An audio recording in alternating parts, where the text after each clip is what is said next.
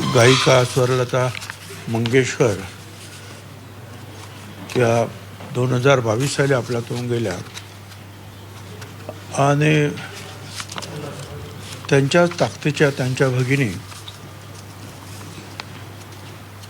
आशालता भोसले यांचं आज दुर्दैवी निधन झाल्याची बातमी आली आहे.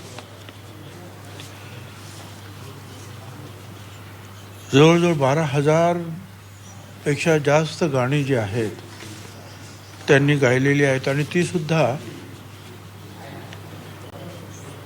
केवळ हिंदी गाणीच नाही तर देशातल्या आणि परदेशातल्या 20 इतर भाषांमधली सुद्धा गाणी त्याने गायलेली आहेत.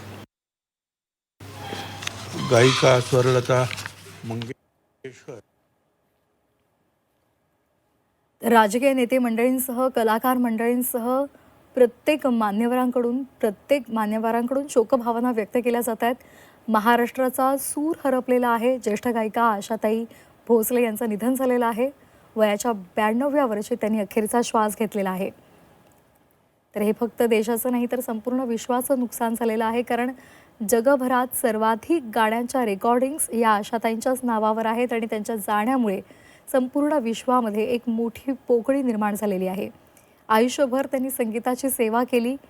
साक्षात सरस्वती असं लतादीदींना संबोधलं जायचं आणि आशाताईंना स्वरांची गंगा म्हणून संबोधलं जायचं आणि त्यामुळे आज ही स्वरांची गंगा लुप्त झालेली आहे पृथ्वीवरून आणि त्यामुळे दुःख व्यक्त केलं जाते.